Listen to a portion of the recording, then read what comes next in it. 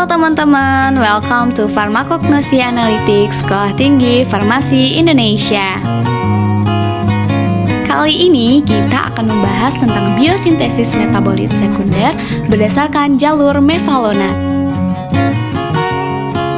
Sebelumnya, perkenalkan Dr. Apoteker Hesti Riasari, Magister Sains sebagai dosen Sekolah Tinggi Farmasi Indonesia.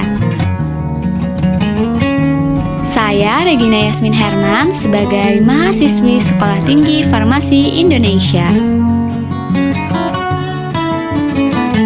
Nah, teman-teman tahu gak sih apa itu metabolit sekunder? Metabolit sekunder adalah senyawa hasil biosintesis turunan metabolit primer yang umumnya diproduksi oleh organisme untuk pertahanan diri dari lingkungan maupun dari serangan organisme lain. Nah, ada 3 jalur biosintesis metabolit sekunder. Yang pertama ada sikimat asetat, sikimat, dan mevalonat. Nah, pada kesempatan kali ini kita akan bahas tentang jalur mevalonat yang akan menghasilkan terpenoid ya teman-teman.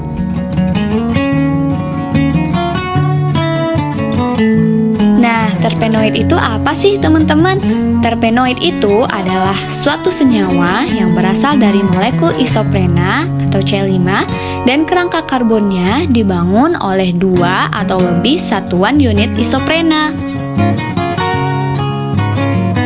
Nah, terpenoid ini umumnya terdapat dalam sitoplasma sel tumbuhan dan juga dalam sel kelenjar khusus pada permukaan daun atau biasa dikenal dengan minyak atsiri, serta dalam daun dan dalam bunga atau dikenal sebagai karotenoid. Nah, teman-teman penasaran gak sih gimana terpenoid itu dibiosintesis oleh tumbuhan melalui jalur yang dikenal dengan nama jalur mevalonat?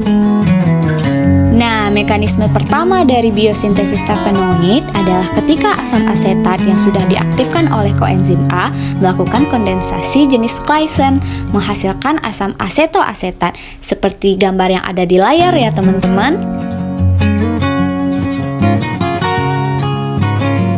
Nah, setelah itu senyawa yang dihasilkan ini dengan asetil koenzim A melakukan kondensasi jenis aldol, menghasilkan rantai karbon bercabang sebagaimana ditemukan pada asam mevalonat.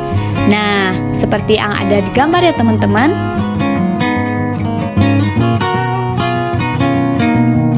Nah, untuk reaksi-reaksi selanjutnya ada seperti fosforilasi, eliminasi asam fosfat, dan dekarboksilasi menghasilkan isopentenil atau IPP yang selanjutnya akan berisomerasi menjadi dimetil alil pirofosfat DMAPP oleh enzim isomerasi.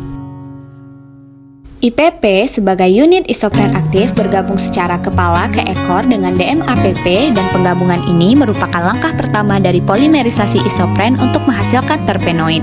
Penggabungan ini terjadi karena serangan elektron dari ikatan rangkap IPP terhadap atom karbon dari DMAPP yang kekurangan elektron.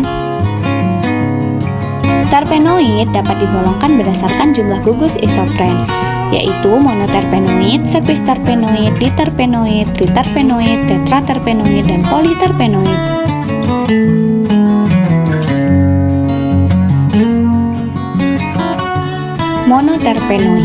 Monoterpenoid ini merupakan komponen utama minyak atsiri, terdiri dari 2 unit isopren, dan juga bersifat mudah menguap dan termolabil.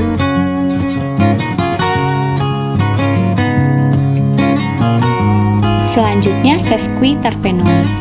Nah, sesquiterpenoid ini tersusun dari 3 unit isopren, salah satu komponen minyak atsiri, dan juga dapat memberi aroma pada buah dan bunga, serta sesquiterpenoid bersifat antimikroba dan insektisida.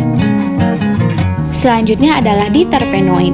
Diterpenoid ini memiliki kerangka karbon C20 berasal dari 4 satuan isoprena. Titik didihnya tinggi dan tidak mudah menguap. Nah, diterpenoid ini dikenal sebagai giberelin. Selanjutnya adalah triterpenoid.